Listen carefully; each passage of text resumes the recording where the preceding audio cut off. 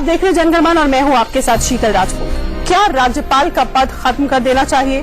क्या राज्यपाल की मौजूदगी से राज्य सरकार के अधिकारों का हनन होता है? ये सवाल इसलिए क्योंकि बिहार के मुख्यमंत्री नीतीश कुमार ने प्रधानमंत्री नरेंद्र मोदी से मांग की है कि सभी राज्यों में राज्यपाल का पद खत्म किया जाना चाहिए। दिल्ली में प्रधानमंत्री की अध्यक्षता में हुए अंतर्राज्यीय सम्मेलन में नीतीश कुमार के इस बयान के बाद केंद्र और राज्य के संबंधों पर सियासी बहस तेज हो गई है। जनगणमन में आज हम यही जानने की कोशिश कर रहे हैं कि क्या वाकई देश में संवैधानिक बदलाव का समय आ गया है या ये सिर्फ एक सियासी यानी पॉलिटिकल स्टंट है।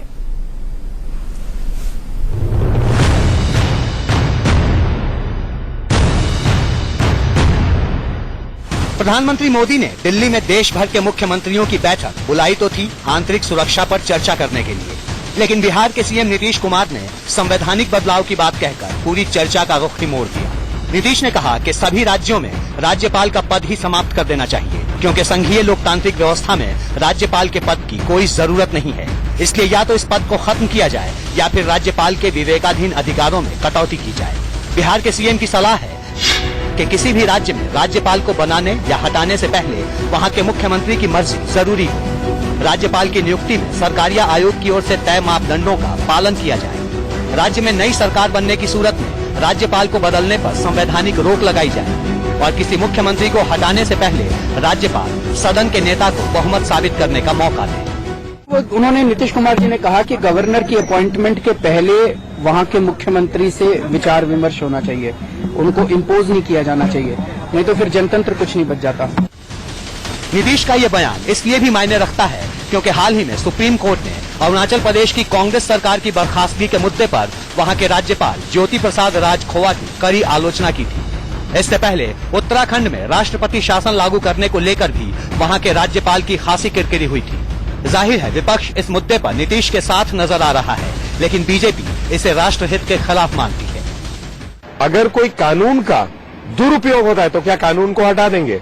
तो हटाना जो है एक सोच हो सकता है, लेकिन हमेशा सोल्यूशन नहीं है। उसे कैसे सुधारा जाए या उसे और कैसे संविधान के साथ ठीक चले, ये एक विषय जरूर हो सकता है। नीतीश कुमार की इस मांग ने सियासी गलियारों में एक नई बहस छेड़ दी है। Bureau report, India news.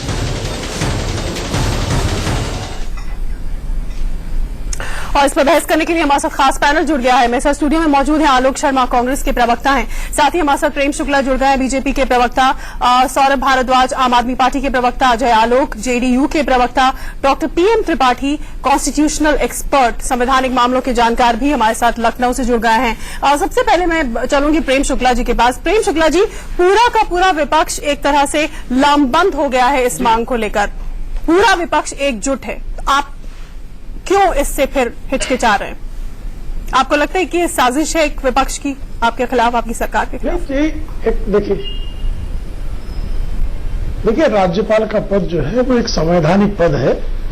इस संघीय सरकार और केंद्र राज्य सरकार के बीच में एक संवैधानिक कड़ी है राज्यपाल, और संविधान सभा में राज्यपाल के पद का प्रावधान करने के पहले बहुत व्यापक विमर्श हुआ है, और उस विमर्श के अनुसार राज्यपाल बहुत सारे संवैधानिक दायित्वों का निर्वाह करता है।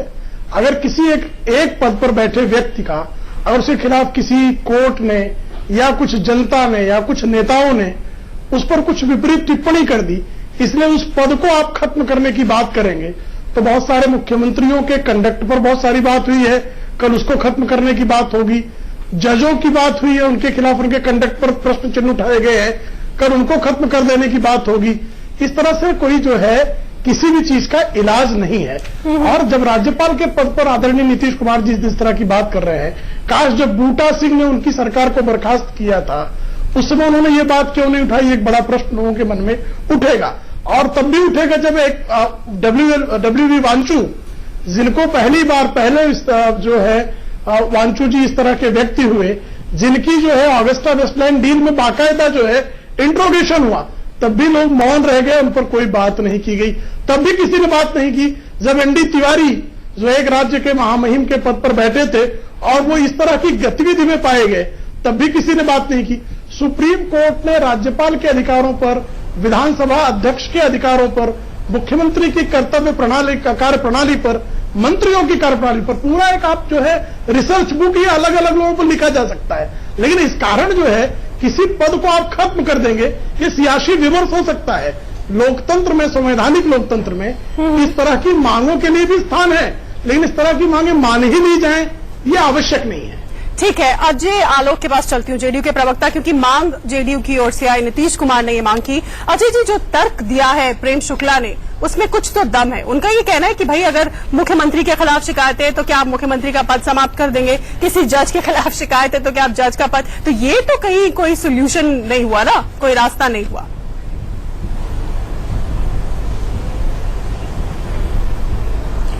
देखिए, मुख्यमंत्री जो होता है वो चुन के आता है। जजेस जो होते हैं वो कॉलेजियम सिस्टम से सुप्रीम कोर्ट उनकी अपॉइंटमेंट करती है। उनको उनके अपॉइंटमेंट को और गवर्नर के अपॉइंटमेंट को जरा अलग अलग दृष्टिकोण से देखिए। आर्टिकल 159 संविधान हमारा कहता है कि गवर्नर इसलिए बनाया गया है to exercise, defend and protect the constitution. लेकिन 1953 से जब पहली बार एक नॉन कांग्रेसी गवर्नमेंट पंजाब में डिसमिस की गई थी, उस समय से लेकर आज 2016 तक के गवर्नरों का इतिहास अगर देखा जाए तो हमेशा चुनी हुई सरकार के निर्देश पर चुनी हुई सरकार को डिसमिस किया जाता है, जो कि उनके विपक्ष में होती है। इसका बहुत बड़ा कारण यह है कि हमारे देश के संविधान में राष्ट्रपति तक तो चुन के आते हैं, लेकिन गवर्नर हमेशा चिन्हित होकर आते रहे। तो अब समय आ गया है कि चिन्हित लोगों को महत्वपूर्ण संवैधानिक पदों पर रहना, और उसके कारण एक लोकतंत्र को अगर खतरा उत्पन्न हो, जिसपे बार बार, चाहे वो मुंबई केस हो, चाहे 1985 हो, चाहे 2016 हो, सुप्रीम कोर्ट तक वैधता पे इस पे सवाल उठाते रहा है, तो हम क्यों किसी को चैलेंज करने का मौका दें अपने कॉन्स्टिट्यूशन को? क्यों ना हम बदलाव करें? आखिर ये संविधान बाबा साहब ने लिखा है, तो हमें इसका भी अधिकार दिया है कि इसमें अमेंडमेंट कर सकें। और आज जो प्रेम शुक्ला जी बोल रहे हैं, तो प्रेम शुक्ला जी को जरा याद दिला दूं कि 2004 में हम बीजेपी के साथ थे। अटल बिहारी वाजपेयी जी ने लखनऊ में कहा था कि आज गवर्नर की हैसियत दिहाड़ी मजदूरों की तरह हो गई है। The governor is like akin to daily wages workers. तो क्या हम चाहते हैं कि अपने संविधान में एक डेली वेजेस वर्कर और अकिन टू पॉलिटिकल एजेंट की तरह किसी को हम बैठा के रखें? इसका कोई वैधता है? अगर इसकी सैंक्टिटी है तो क्या वो सही में काम करते हैं प्रिजर्व करने का कॉन्स्टिट्यूशन को, प्रोटेक्ट करने का कॉन्स्टिट्यूशन को? अगर ऐसा है तो सुप्रीम कोर्ट को इंजेक्ट करने की जरूरत नहीं पड़ती। हम सबने देखा है, देश ने देखा है। तो इसी के तहत नीतीश कुमार ने कहा कि राजनीतिक द्वेषता बढ़ाने से ज्यादा अच्छा है कि एक चुनी हुई सरकारों को अपना काम करने दिया जाए और एक चिन्हित आदमियों को इसका फैसला लेने का अधिकार न दिया जाए, क्योंकि चुन के आने में और चिन्हित होकर आने में जमीन आसमान का अंतर है। आलोक जी, चुन के इसलिए आने हमारा में मानना है कि अब एक कंसेंसस बिल्डअप करके ठीक है, हमें गवर्नर के पद को समाप्त करने की दिशा में सोचना चाहिए। ठीक है आलोक जी, ये कहते हैं कि चिन्हित व्यक्ति में और चुन के आए हुए व्यक्ति में और बिना चुन के आए हुए व्यक्ति में या किसी जो भी पद दिया जाता है उसमें जमीन आसमान का अंतर है।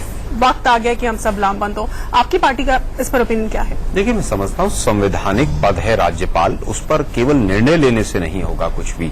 ऐसा नहीं हो सकता कि चुने हुए व्यक्ति सभी अच्छे आते हों और चिन्हित जो व्यक्ति आते हों सभी खराब होते हों। ऐसा नहीं है। ऐसा भी नहीं है कि सभी गवर्नर्स ने खराब ही काम किया है और सभी मुख्यमंत्रियों ने बहुत अच्छा काम किया है। बहुत से मुख्यमंत्री भी जेल गए हैं, तो ऐसा नहीं हो सकता कि चुने हुए व्यक्ति ही सब अच्छे हैं। हाँ, डिबेट का विषय हो सकता है, जैसा कि अभी अजय आलोक जी ने भी कहा कि primary function of the governor is to preserve, protect and defend the constitution. ठीक है, अगर गवर्नर ने काम नहीं करना अपना ठीक तरह से तो न्यायालय भी हैं। अगर केंद्र सरकार की तरफ से गलत हुआ है तो कटघरे में भी खड़ी होती हैं। लेकिन आज बीजेपी के प्रवक्ता महोदय ने एक्सेप्ट कर लिया कि पिछले 50 साल में जो भी कुछ हुआ तब कभी मांग नहीं उठी, लेकिन 2 साल के मोदी शासन में जरूर मांग उठ गई। तो उन्होंने पूरी तरह से एक तरह से परोक्ष रूप में एक्सेप्ट कर लिया कि हमने गवर्नर्स का मिसयूज किया और आज सुप्रीम कोर्ट भी कटघरे में खड़ा कर रहा है सब चीजों को। मैं उनका धन्यवाद करना चाहूंगा। आज 2 साल हो गए हैं मोदी जी के, 2.5 साल लगभग। मोदी जी जब प्राइम मिनिस्टर कैंडिडेट थे उस समय पर कोई कहना नहीं है। अरे भाई कांग्रेस के कुकर्मों से मुक्त देखिए शुक्ला जी देश को समय लगेगा। अरे भाई शुक्ला जी, आप सुन लीजिए ना, सुप्रीम कोर्ट के फटकार के बाद भी आप नहीं सुन रहे हैं लोगों को। सुनिए ध्यान से। मैं केवल ये कहना चाहता हूं कि 2.5 साल पहले मोदी जी जब प्राइम मिनिस्टर कैंडिडेट थे तो वहां पर वो चुनी हुई सरकारों के खिलाफ नारे लगवाते थे, जिस समय प्रचार करते थे। अरे भाई आप बोल लीजिए, फिर मैं चुप हो जाता हूं। आप मुझे लगता है किसी कांग्रेसी के मुंह में दांत ही नहीं बचेगा। आप बोल लीजिए, कुछ और बोलना रह गया? मैं केवल ये कह रहा हूं, मोदी नहीं, जी मैं जब सिर्फ आपको याद चुनाव दिलाता का हूं, प्रचार जब- करते थे जब तो आप चुनी मेरी हुई बातों सरकारों को के खिलाफ असत्य नारे ढंग से लगवाते पेश थे, करेंगे, वोटिंग करवाते मुझे थे। हस्तक्षेप करने जब का चुने लोकतांत्रिक गए अधिकार है। तो फिर टीम इंडिया की बात की कि सब संघीय ढांचे का सम्मान होना चाहिए। अरे, थोड़ा सा समय आगे गया तो चुनी हुई सरकारों को गिराने अरे का आप- काम शुरू कर आपके दिया। गवर्नर जो हैं, यही कारण है कि आपके पिछले 2.5 गवर्नर साल के अंदर राजभोग मोदी जी को का जब जो भैया कंडक्ट शाह रहा बना के बैठे उसकी थे, वजह से ये तो चीजें आई है। थोड़ी सी संविधान की अरे भाई, चिंता आप की है। समझिए कि आप विधानसभा का सत्र गवर्नर कहां बुला लें? शादी के पंडाल में। शुक्र है ढाबों पे नहीं जब बुलाया आप आपने लोगों गवर्नर ने। के ढाबों पे आपने एसआर भ्रष्टाचार बोमई के केस के मामलों बाद में बचने का एक मार्ग अरे भाई, बनाया था। एसआर बोमई शीला केस के दीक्षित बाद को जब केरल सब में चीजें भेजकर, स्पष्ट हैं, वन उसके टू बावजूद नॉर्थ भी आप ईस्ट लोग में ऐसी भेजकर, हिमाकत करते हैं कि चुनी हुई तब- सरकारों तब को थोड़ा सा गिराते अगर चिंतन हैं। ये किया गया दुर्भाग्यपूर्ण होता, है। तो बेहतर और यही होता। कारण है, नीतीश जी ने भी जो कहा है, उन्होंने कहा कि अगर संवैधानिक तौर पर हटाया नहीं जा सकता तो डिस्क्रिशनरी पावर जो है उस पर कहीं ना कहीं विचार हो। हम भी सहमत हैं उस बात से, नीतीश जी की बात से। अगर कहीं पर सहमति बनती है, कोई किसी तरह का कोई विचार होना चाहिए तो उसमें कहीं दिक्कत नहीं। लेकिन भारतीय जनता पार्टी जिस तरह से आज भी, चाहे वो एसआई बोमई के केस रहा हो, पंची कमीशन की रिपोर्ट रही हो, चाहे रामेश्वर प्रसाद जी का मैटर रहा हो, उसके बावजूद अगर मोदी सरकार नहीं समझ पा रही है तो राहुल गांधी जी ने संविधान को चूहे की तरह कुतर कर उच्चतम न्यायालय को धन्यवाद देते हैं मोदी जी को लोकतंत्र का पाठ पढ़ाने के लिए कि लोकतंत्र क्या होता है वास्तव में। बीजेपी की कथनी अलग रही है और हमेशा से करनी अलग रही है। एक तरफ टीम इंडिया की बात करेंगे, दूसरी तरफ बिजनेसमैन का सहारा लेकर सरकारों को गिराएंगे। जो कैबिनेट एक जो है अध्यादेश भेजता है और कमल इन्होंने कहां चलाया था? वो लोकतंत्र था। ऑपरेशन अच्छा, कमल से ठीक है, क्या ठीक हुआ? है, ठीक है, यूपी में ठीक क्या है, हुआ? ठीक है, उत्तरांचल में क्या एक हुआ? constitutional- अरुणाचल प्रदेश में क्या हुआ? एक कॉन्स्टिट्यूशनल एक्सपर्ट भी हमारे साथ हैं। एक कॉन्स्टिट्यूशनल एक्सपर्ट भी हमारे साथ बैठे हुए हैं, संविधान विशेषज्ञ doctor PM Tripathi. Doctor Tripathi, Congress party का ये मानना है कि चलिए पद ना हटाइए पर डिस्क्रिशनरी पावर्स पर विचार कीजिए, पुनर्विचार कीजिए। जरा प्रक्रिया हमारे दर्शकों को समझाइए कि आखिर कैसे इसे अंजाम दिया जा सकता है या क्या संभावनाएं हैं इसमें? देखिए, राजनीतिक विमर्श में आज भले ये मुद्दा पहली बार व्यापक चर्चा के लिए आज सामने आया है, लेकिन अगर आप देखें तो अकादमिक क्षेत्र में इस पर बहुत लंबे समय से चर्चा होती रही है कि क्या एक संसदीय लोकतांत्रिक परंपरा वाले पद्धति वाले देश में एक ही राज्य में दो लोगों को संवैधानिक प्रमुख या राज प्रमुख का दर्जा दिया जाना चाहिए। विश्व में जैसे बहुत सारे संघात्मक राज्य व्यवस्था वाले जो देश हैं, जैसे अमेरिका, वहां पे प्रोविंसेस में गवर्नर होते हैं, वहां पर इलेक्टेड होते हैं और कोई मुख्यमंत्री या उनकी मंत्रिपरिषद जैसी व्यवस्था नहीं होती जैसा हमारे यहाँ संसदीय लोकतंत्र में होता है। एक समय जब अंग्रेजों का शासन हमारे देश में था तो ये जरूरी था कि ब्रिटिश सरकार चाहती थी कि हम अपने चुने हुए प्रतिनिधियों पर नियंत्रण रखें, अंकुश रखें, उनको निरंकुश न होने दें। तो जो अंतरिम रूप से उस समय विधानसभाएं बनाई गई और 11 प्रांतों में पहले मुख्यमंत्री और उनकी मंत्रिपरिषद बनी, धीरे धीरे उसमें मंत्री और मुख्यमंत्रियों को कुछ आरक्षित विषय दिए गए। तो उन पर नजर रखने के लिए ब्रिटिश गवर्नर की प्रणाली ब्रिटिश आवश्यकता के अनुसार सही थी। आजादी के बाद जब संविधान निर्माण की प्रक्रिया शुरू हुई तो इस पर भी संविधान सभा में बड़ी चर्चा हुई कि क्या राज्यपाल संविधान प्रमुख के रूप में और मुख्यमंत्री एक निर्वाचित प्रमुख के रूप में एक ही म्यान में दो तलवार, एक राज्य प्रमुख के रूप में क्या काम करते रह पाएंगे। बहुत सारे लोगों ने इसके पक्ष विपक्ष में अपने अपने मत उस समय भी प्रकट किए थे। अब आज की व्यवस्था क्या है, जैसा कि आपने प्रश्न पूछा, तो निश्चित रूप से राज्यपाल की नियुक्ति राष्ट्रपति करते हैं और ऐसे में वो जो संघ का मंत्रिमंडल उन्हें परामर्श देता है उसके आधार पर राज्यपाल 5 वर्ष के लिए नियुक्त किए जाते हैं। लेकिन उनका कार्यकाल 5 वर्ष स्थायी नहीं है, बल्कि वो 5 वर्ष पहले भी हटाए जा सकते हैं और 5 वर्ष के बाद भी उनकी नियुक्ति को जारी रखा जा सकता है। निश्चित रूप से सरकारिया कमीशन और ऐसे कई सारे संघ राज्य संबंधों पर जो अध्ययन किए गए उसमें यह देखा गया कि अतीत के अनुभवों के आधार पर राज्यपाल ने संविधान के संरक्षक और संघ के प्रतिनिधि के रूप में महत्वपूर्ण भूमिका निभाने की बजाय अधिकतर अपने राजनीतिक दिशा निर्देशों के अनुसार कार्य किया, जिसकी वजह से ये मांग गाहे बगाहे उठती रही है। और सरकारिया आयोग ने यहां तक स्पष्ट कहा कि राज्यपाल की नियुक्ति में मुख्यमंत्री और उनके मंत्रिपरिषद से परामर्श लिया जाना चाहिए। तो आज भले ही बीजेपी सत्ता में है, 2 साल 2.5 साल पहले वो विपक्ष में थी, कल को तमाम दूसरे दल आज जो सत्ता में हैं राज्यों में, उनकी जगह लोकतंत्र में दूसरे दल आ जाएंगे। लेकिन इस पर विचार करना पड़ेगा कि क्या राज्यपाल की शक्तियों को एक संतुलित रूप में बनाए रखा जाए। दूसरा, क्या राज्यपाल का पद अभी भी औचित्यपूर्ण और संवैधानिक है, क्योंकि राज्यपाल के जो बहुत सारे कार्यदायित्व हैं उनको राज्य के मुख्य न्यायाधीश जो हाईकोर्ट में चीफ जस्टिस हैं वो उन कार्यदायित्वों का अनुपालन कर सकते हैं। तो एक अनावश्यक अन्य संवैधानिक संस्था को बनाए रखने के लिए मुझे लगता है इस पर राष्ट्रीय विचार विमर्श करने की आवश्यकता है। ठीक है। और conflict is a social process. ठीक है, राष्ट्रीय विचार विमर्श की जरूरत है, या आगे नहीं होना चाहिए। समय समय पर एक अंतिम रूप से पद को लेकर विवाद होता रहा है, एक राष्ट्रीय परामर्श की जरूरत है। प्रेम शुक्ला जी, इसके लिए क्यों आपकी पार्टी तैयार नहीं होती है? मतलब आपने जो शुरू में तर्क दिया कि भाई अगर किसी पद को लेकर कंट्रोवर्सी है, राष्ट्रीय परामर्श तो किया जा सकता है। अगर सारा विपक्ष लामबंद है और टीम इंडिया की बात प्रधानमंत्री मोदी करते हैं, टीम इंडिया की बात अगर वो करते हैं तो राष्ट्रीय परामर्श में लेकर क्यों परामर्श? देखिए, इस पर तो भारतीय जनता पार्टी 90 के दशक से राज्यपालों की नियुक्तियों और अधिकारों की बात करती रही है। तब कांग्रेस विमर्श से भाग खड़ी होती थी। आज जो है टीम इंडिया भी उन्होंने कहा है, किसी भी तरह के संवैधानिक विमर्श से कभी भी भारतीय जनता पार्टी ने इंकार नहीं किया है।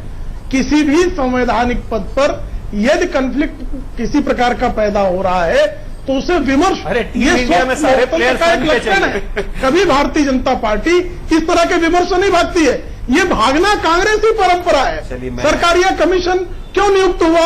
क्योंकि कांग्रेस ने राज्यपालों का दुरुपयोग किया। जी, मैं थोड़ा सा कहना आपने जो है मुंबई कमीशन, ऐसा मुंबई की केवल ये कहना चाहूंगा कि लेफ्ट राइट का कांग्रेस कुकर्म करने पर आमादा थे। बीजेपी एनटी रामाराव की सरकार क्यों बर्खास्त की गई? बीजेपी के प्रवक्ताओं, आज हम गवर्नेंस के कंडक्ट पर डिस्कशन नहीं कर रहे हैं, आपको शायद टॉपिक बताया नहीं गया है। क्या को लेकर आज सुप्रीम कोर्ट कोई निर्णय दे रहा है तो उस पर कांग्रेस कोलाहल मचा रही है। हम कोलाहल विमर्श से हम कोलाहल नहीं मचा रहे हैं, हम तो केवल ये कह रहे हैं कि अगर कहीं पर कोई गलती रही है, आपके राज्यपालों ने गलत किया है, चाहे मोदी जी के कहने से किया हो चाहे अमित शाह जी के, तो आज आप विचार विमर्श तो कर लीजिए कम से कम। विचार विमर्श करने में भी क्या दिक्कत है आप लोगों को? अरे भाई, सुप्रीम कोर्ट कतार लगा रहा है, उसके बाद भी किसी चीज पर विचार विमर्श तक की तो बात है। राज्यपाल नियुक्त करवा रही थी। देखिए, मैं अपराधियों को राज्यपाल नॉन स्टॉप बोलते रहते हैं, पता नहीं क्या आपको क्या हो गया। मैं केवल ये कहना चाहता हूँ संवैधानिक पद है, कांग्रेस भी ये नहीं कह रही है कि इस पद को हटा दिया जाए, क्योंकि हिंदुस्तान जो है, अरे प्रेम साहब सुन भी लीजिए, बहुत इंपॉर्टेंट डिस्कशन है। इतना कह देने पर क्यों नाराज हो? बीजेपी के प्रवक्ता महोदय को शायद इस डिस्कशन की इंपॉर्टेंस नहीं पता। हिंदुस्तान विविधताओं का देश है, दो तरह की ताकतें डेमोक्रेसी में काम करती हैं। एक सेंट्रीपेटल फोर्सेस होती हैं, एक सेंट्रीफ्यूगल फोर्सेस होती हैं। और कॉन्स्टिट्यूशन में जो संतुलन की बात है कि किस तरह से देश को संघीय ढांचे को जोड़कर रखा जाए, उसमें सेंट्रीपेटल और सेंट्रीफ्यूगल दोनों फोर्सेस को बैलेंस करने की बात कही गई है। लेकिन शायद वो बीजेपी की समझ से परे की बात है। वो चुनाव के समय पर टीम इंडिया की बात करते हैं, बाद में सब कुछ भूल जाते हैं। कांग्रेस की समझ की संतुलन जो है वो बहुत इंपॉर्टेंट है। अगर उसके संतुलन में कहीं पर कोई दिक्कत आ रही है तो संतुलन को बनाए जाने की आवश्यकता है। केवल टीवी चैनल पर चिल्लाने से कुछ नहीं होगा। 2.5 साल निकल गए हैं, 1 साल की बात और है, उसके बाद आपको कोई नहीं पूछेगा। संतुलन को बिगाड़ा किसने? संतुलन को मोदी जी ने बिगाड़ा। और अभी अरुणाचल में संतुलन को मोदी जी ने बिगाड़ा। देखिए, फिर सीरियस डिस्कशन होना चाहिए। एसआर बोमई केस के बाद आप बताइए, इस तरह की टिप्पणी सुप्रीम कोर्ट की तरफ से किसी भी केस में आई हो, अगर उसके बावजूद अगर भारतीय जनता पार्टी बेशर्मी से यही काम करना चाहती है तो देश देख रहा है कि भारतीय डिफरेंस और किस तरह से भारतीय जनता पार्टी की कथनी और करनी में फर्क होता है, देश देख रहा है। फिर आरोप प्रत्यारोप मुद्दे पे लौटिए। मैं बता रहा हूँ ना, सौरभ भारद्वाज 57 में बोल, नेहरू जी और 57 से बाहर नहीं आ सकती। सौरभ भारद्वाज काफी देर आप से लोगों का स्तर ही है। सुन लीजिए प्लीज, सुन लीजिए प्लीज। प्रेम शुक्ला जी, आलोक जी, प्रेम शुक्ला जी, आलोक जी, कुछ देर के लिए खामोश रहिए। हमारे साथ आम आदमी पार्टी के प्रवक्ता सौरभ भारद्वाज भी जुड़े हुए हैं। सौरभ, दिल्ली में लेफ्टिनेंट गवर्नर को लेकर कमोबेश यही मांग आपकी पार्टी ने भी की है।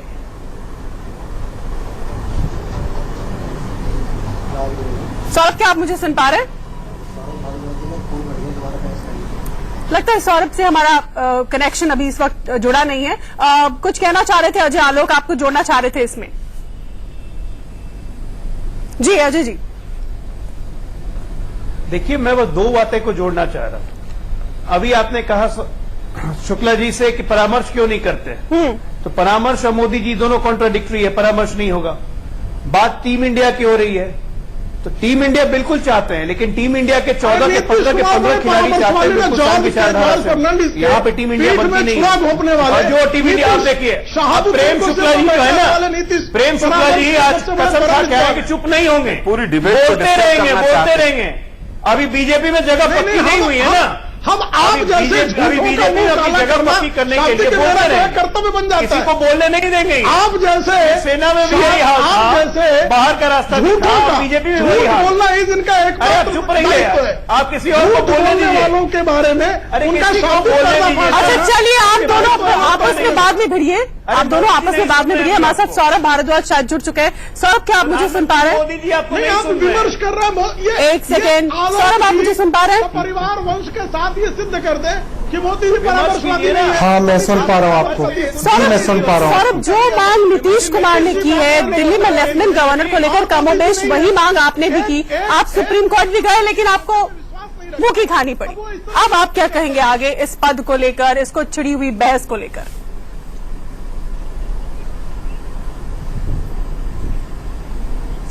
देखिए, जहां तक सुप्रीम कोर्ट का सवाल है, सुप्रीम कोर्ट ने हमें ये कहा है कि आप हाई कोर्ट के निर्णय का इंतजार कीजिए और अगर आप उससे सहमत ना हो तो आप सुप्रीम कोर्ट आ सकते हैं।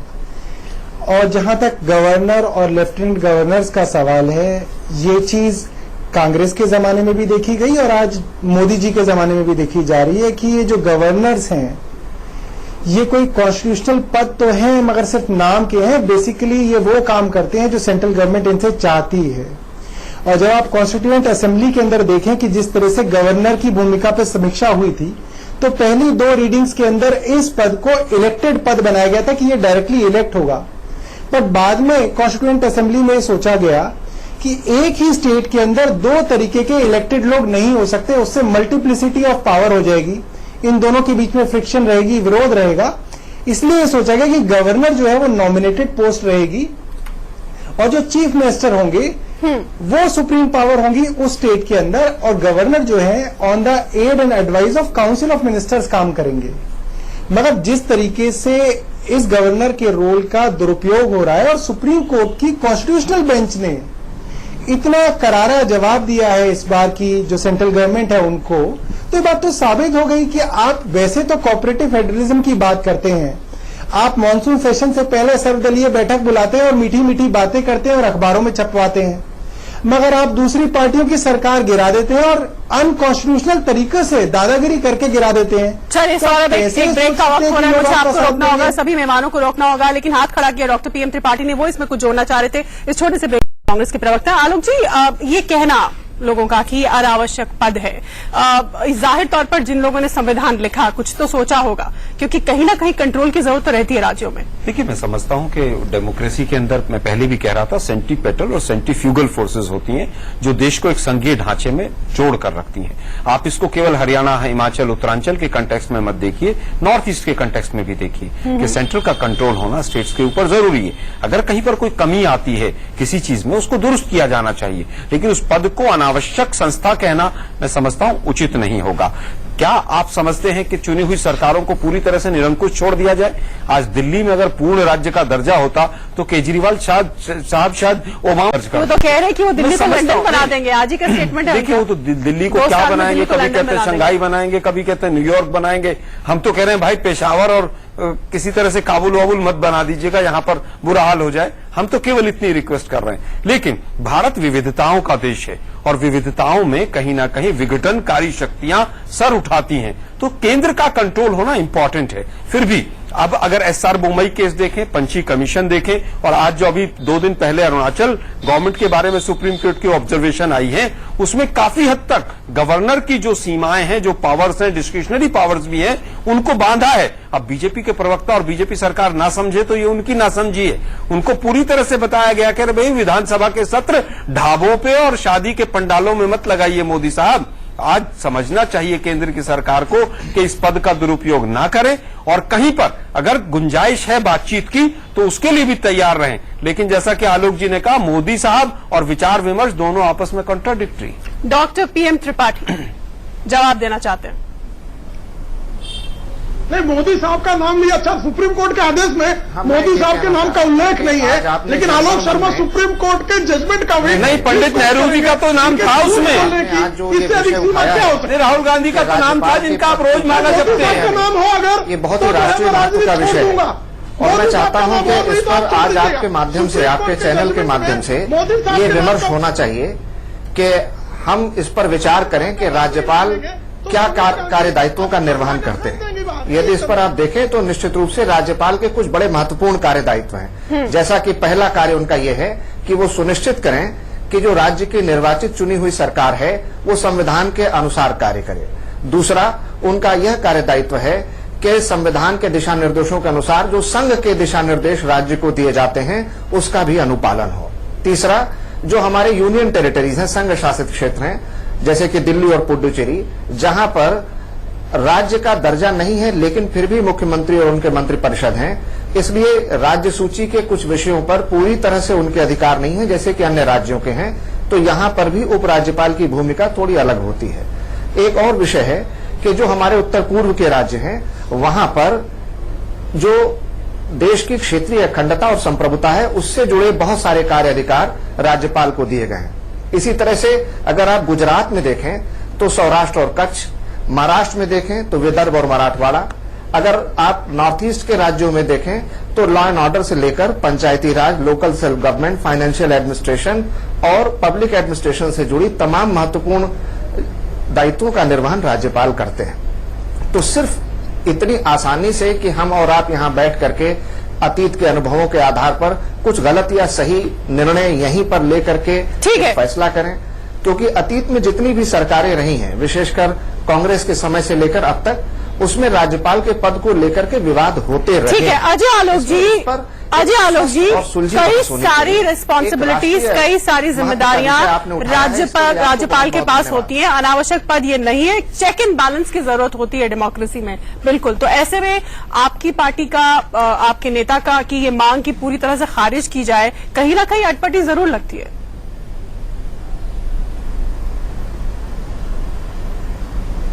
बिल्कुल अटपटी नहीं है, क्योंकि 2004 में भी हमने ये मांग की थी संसद में और आज 2016 में भी ये मांग कर रहे हैं। 2004 में जब मांग की थी तो बीजेपी हमारे साथ थी, लेकिन आज स्वाभाविक है सत्ता में है तो वो ये नहीं चाहेंगे।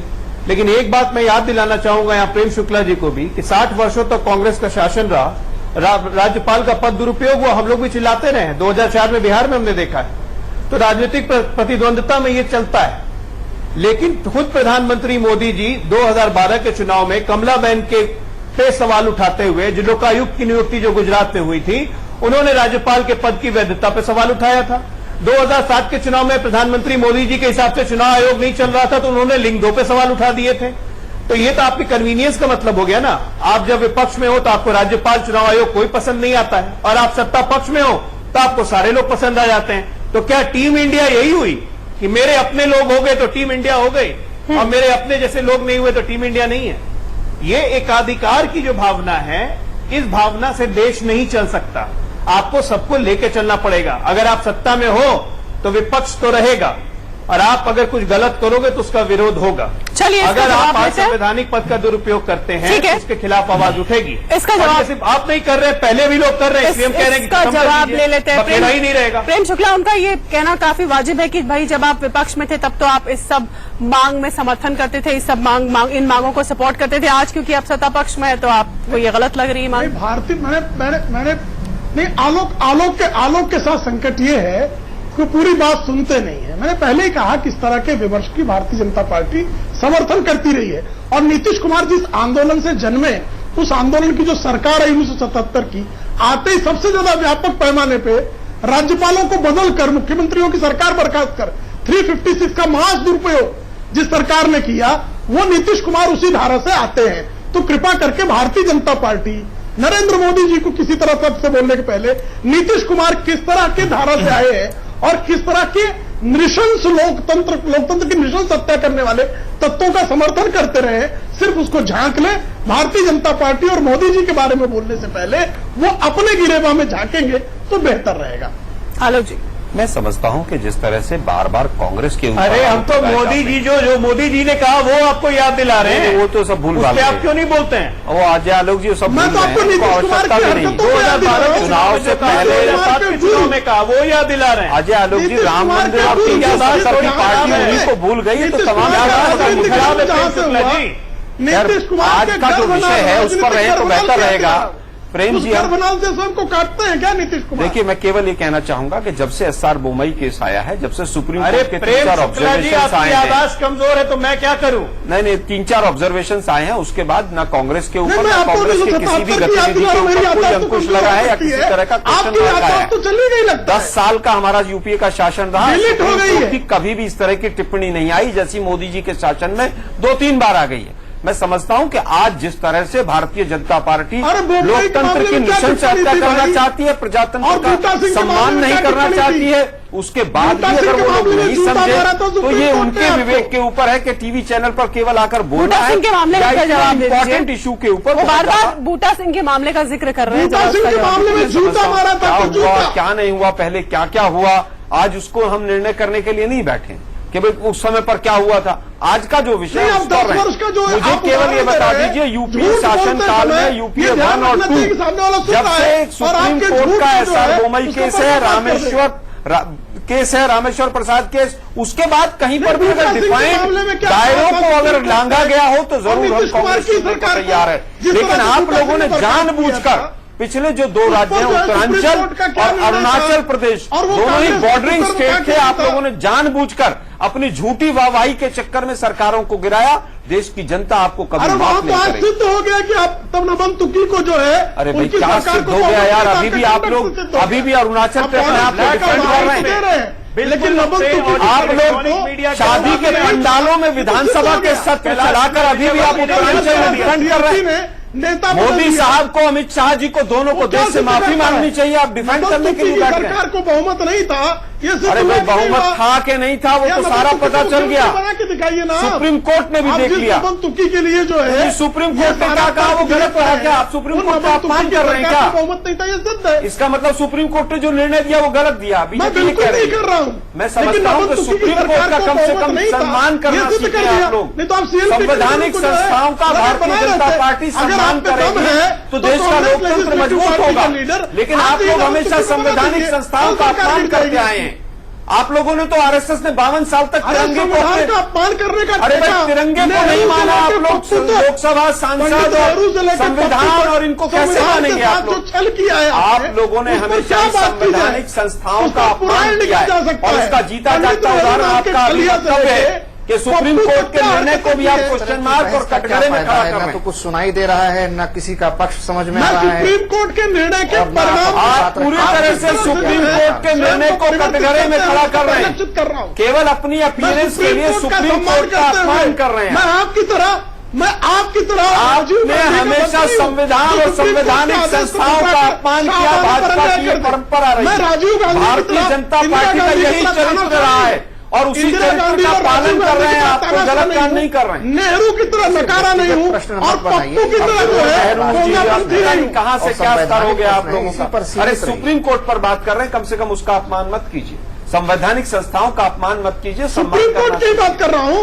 इंदिरा गांधी ने हाई कोर्ट का अपमान किया कि नहीं किया? अरे भाई सुप्रीम इंदिरा कोर्ट गांधी के ने क्या जजों किया? में पंडित नियुक्तियों नेहरू में आज आप किया क्या कि कर रहे हैं नहीं मुझे किया? केवल ये राजीव बता गांधी ने दीजिए। अब सुप्रीम गवर्नर्स कोर्ट का के जो फैसले को गवर्नर पलटा के कि नहीं संवैधानिक पलटा? पद का दुरुपयोग कर रहे हैं उसको बंद कर दीजिए। और आपके राहुल गांधी देश ने की जनता सरकार कभी के माफ नहीं अध्यक्ष करेगी आप लोगों को। फेंका कि नहीं, लेकिन आप भी तो ये कहते हैं ये क्या कि था? आप भी तो गवर्नर के पद को पूरी तरह से खारिज करने के पक्ष में नहीं आपको है। तो रोज नहीं, मैं जूते बिल्कुल लाद नहीं, कर रहे हैं जनता मैं ये द्वारा। नहीं कह रहा हूं। हाँ। लेकिन उनका तो फिर क्या दुरुपयोग नहीं चाहते हैं? होना आप क्या चाहिए। चाहते हैं? मैं कहता हूं कि संवैधानिक संस्था है, संवैधानिक पद है, उसका सम्मान होना चाहिए।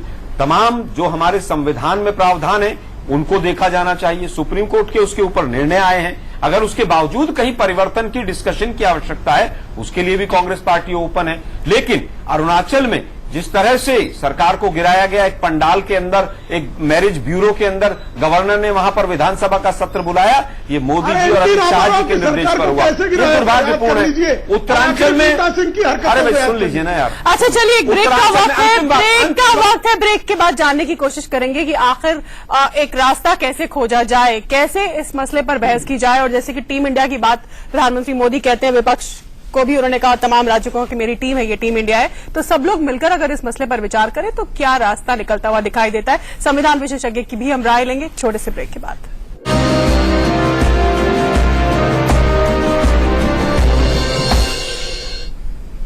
ब्रेक के बाद आपका फिर स्वागत है। और वक्त अब हमारे पास कम रह गया शो में, इसलिए चलते चलते सभी से जानना चाहूंगी, सबसे पहले प्रेम शुक्ला से ही जानना चाहूंगी। प्रेम शुक्ला जी, क्या अब आपकी पार्टी, क्योंकि प्रधानमंत्री खुद टीम इंडिया कह चुके हैं, तमाम राज्यों को अपनी टीम मानते हैं वो, तो क्या टीम इंडिया के कहने पर, उनकी मांग पर, इस पर राष्ट्रीय विमर्श का कोई माहौल बनाएंगे आप, या साथ देंगे टीम इंडिया का इस मसले पर? राष्ट्रीय विमर्श कहीं भी किसी तरह की संवैधानिक कोई परिघटना होती है और उस पर लोग विमर्श चाहते हैं, तो इसकी गुंजाइश तो स्वस्थ लोकतंत्र में हमेशा रहती है। और भारतीय जनता पार्टी हमेशा इस तरह के लोकतांत्रिक विमर्श का समर्थन करती रही है। कुछ लोग जो हैं, जो स्वयं तानाशाह हैं, इंदिरा जी की तानाशाही, नेहरू जी की तानाशाही, राहुल गांधी तक की तानाशाही, वो जब मोदी जी को तानाशाह कहते हैं तब लगता है कि इनको जवाब देने की आवश्यकता है। शेष भारतीय जनता पार्टी स्वस्थ लोकतंत्र के लिए संवैधानिक विमर्श में पूर्ण विश्वास रखती है। ठीक है सौरभ, आपका कमेंट क्या होना चाहिए इस मामले पर, ताकि एक राष्ट्रीय विमर्श बन सके, इस पर हो सके? देखिए तानाशाही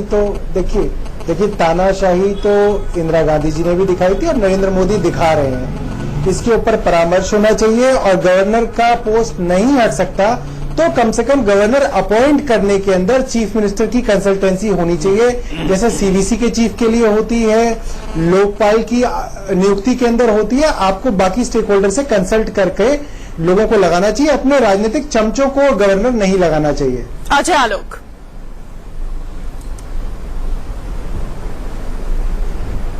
मेरा सिंपल मानना है कि अगर हम गवर्नर की पोस्ट को खत्म करें कि नहीं करें, एक विमर्श हो, नहीं तो उनकी डिस्क्रिशनरी पावर खासकर 356 को जरूर खत्म किया जाए। नहीं खत्म कर सकते हैं, अंकुश केंद्र का होना जरूरी है, सही बात है, तो इस पर यह भी विमर्श हो। क्या हम मुख्य न्यायाधीश, राज्यों के मुख्य न्यायाधीश को इस विमर्श में शामिल कर सकते हैं कि नहीं, इस पर भी एक व्यापक चर्चा हो जाए। चर्चा तो हो, दिक्कत तो है इस देश में 2 साल से चर्चा ही नहीं हो रही है। चर्चा से फालतू मुद्दों पर हो रही है, घर वापसी पे चर्चा हो जाती है, लव जिहाद पे हो जाता है, इन सब मुद्दों पे चर्चा नहीं होती। ठीक है, डॉक्टर पीएम त्रिपाठी संक्षेप में। देखिए, जैसे कि 1993 तक जजेस के लिए अपॉइंटमेंट की जो व्यवस्था थी कि उसमें राष्ट्रपति अपॉइंट करते थे, उसके बाद 93 से कॉलेजियम का सिस्टम आया। कॉलेजियम के सिस्टम से जजेस की अपॉइंटमेंट हाई कोर्ट और सुप्रीम कोर्ट में होने लगी, लेकिन उसमें कुछ विसंगतियां, कुछ दोष पाए गए और उसके लिए फिर एक नेशनल जुडिशियल अपॉइंटमेंट कमीशन से संबंधित 99 कॉन्स्टिट्यूशनल अमेंडमेंट आया। यानी कि एक जरूरत महसूस की गई कि जो भी पिछली तरीके की नियुक्ति करने की व्यवस्था या प्रणाली थी उसमें कुछ न कुछ दोष थे, उसमें कुछ न कुछ कमियां थी। तो अगर राज्यपाल की नियुक्ति को लेकर के इस प्रकार के कुछ विसंगतियां, कुछ दोष सामने आए हैं और बहुत सारे ऐसे मामले हैं जिसमें किसी व्यक्तिगत पार्टी की प्रतिष्ठा या निजी बात को लेकर के नहीं, ये देश का विमर्श है, ये राष्ट्रीय विमर्श है, ये हमारे आपके अधिकारों से जुड़ा विमर्श है। हम इस देश के नागरिक हैं, तो हमको एक स्वस्थ लोकतांत्रिक संस्थान बनाने के लिए ऐसे संस्थानों को जो मजबूती से संघात्मक राज्य व्यवस्था के लिए सेतु और संपर्क का कार्य कर सकते हैं, उसमें सुधार करना चाहिए। इसमें कोई दो राय नहीं है। जैसा कि बहुत सारी रिपोर्ट्स हैं, उसमें अपॉइंटमेंट को लेकर के गवर्नर का कंसल्टेशन हमेशा कहती आई है कि हम समर्थन करते हैं, विश्वास करते हैं विचार विमर्श में, लेकिन ये समर्थन और विश्वास ही करते हैं, विचार विमर्श कभी नहीं करते हैं ये। लेकिन आज बहुत अच्छी बात रही, इन्होंने कहा साहब इंदिरा गांधी जी और तमाम लोगों के नाम लिए, आडवाणी जी से पूछिए तानाशाही क्या होती है मोदी जी की, योगेंद्र यादव और प्रशांत भूषण से पूछिए केजरीवाल की तानाशाही कैसी है। हम तानाशाही में विश्वास नहीं करते, लोकतांत्रिक दल हैं। लेकिन आज जो मुद्दा है उसके ऊपर मैं स्पष्ट करना चाहूंगा, कांग्रेस पार्टी चाहती है कि जहां तक संवैधानिक राज्यपाल का पद है उसके ऊपर क्वेश्चन मार्क लगाने की कहीं आवश्यकता नहीं नजर आती है। लेकिन अगर जैसा कि अजय आलोक जी ने भी कहा कि उनकी डिस्क्रिशनरी पावर्स के ऊपर कहीं पर भी कोई तो इस पर विचार और विमर्श होना चाहिए। ठीक है, वक्त खत्म हो चुका है। आप सभी का हमारे साथ जुड़ने के लिए बहुत बहुत धन्यवाद। इस मसले पर आपकी यानी हमारे दर्शकों की क्या राय है, आप मुझे ट्वीट कर सकते हैं शीतल राजपूत 05 पर। चंगल मन में इतना ही। इंडिया न्यूज पर खबरें जारी हैं।